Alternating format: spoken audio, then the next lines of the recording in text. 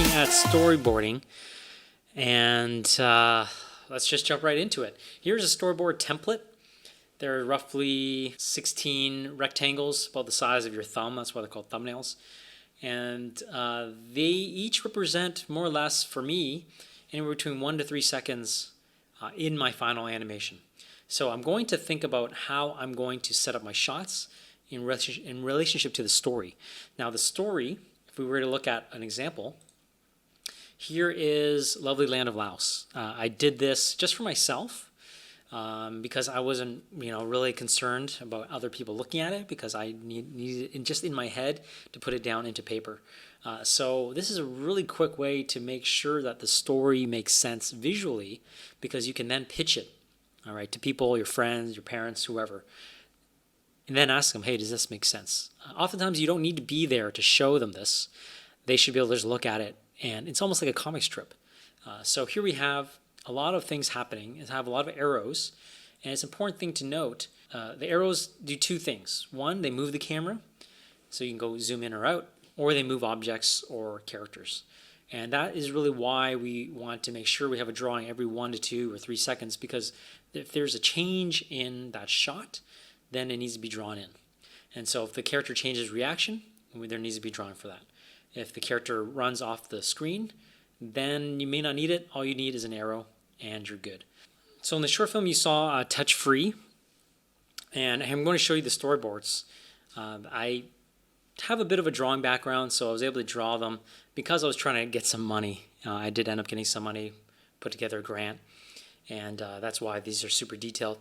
As long as you and your partner know what's going on, then you're fine. And I think 9 out of 10 times, the person that came up with the idea should probably be the one drawing the storyboards. But here we go. We have the opening shot. We have the newly husband and wife walking through the airport. I didn't draw the background because I didn't think it was going to be that important, and it was going to take too much time. But here we have the characters come in. They switch outfits, what you see in the film, and then they run into the bathroom. So we have a close-up of the men's bathroom sign. He runs in to the bathroom, and then he comes out. So I did make some changes after the fact. The door slides down rather than sliding up or opening left or right. He does show his reaction, so there's a shot of that. And as he's about to leave, his wife goes, "You better wash your hands." We see a close-up, we see the head turn, and we see the faucet, and then he goes through the motions. Now again, this is very important to be able to visualize what your story is going to be about, and make sure it's written down, it's drawn out, so that way it makes sense when you show other people. And so finally, here is at the studio. I work at Riff Animation Studio in Bangkok. And so here we are talking about the storyboards. And so we have a storyboard artist, and he's drawn these shots, and we're going in and zooming in. I'll post the link to this if you're curious to watch below, as he's talking through one of the sequences, going shot by shot. Again, think of it as a comic book. You're drawing every 1 to 3 seconds, showing changes. Again, too, he is a professional, so he's been around the block for a long time. And so, he can draw these things out very quickly. Usually I would draw them out on 4x6 sheets of paper. I would grab a A4 or an 8.5 by 11 sheet of paper, cut it into 4s, and then just use marker and draw over, and then put it on the wall. And so I can see everything. I tape it on the wall, see all the shots, and then figure out, okay, I need to move this shot, move that shot. And as people come into my office, it's in my office usually, I then pitch them the story, like, hey, check this out. Let me share you this story. And that, for me, again, is a great way to make sure that everything is working, everything makes sense. There's nothing that I've missed, and so it worked out well to do it that way. I mean, the main thing about storyboarding is that you don't want to do any editing. Every shot is there for a reason. You may need to add shots. You may need to remove shots.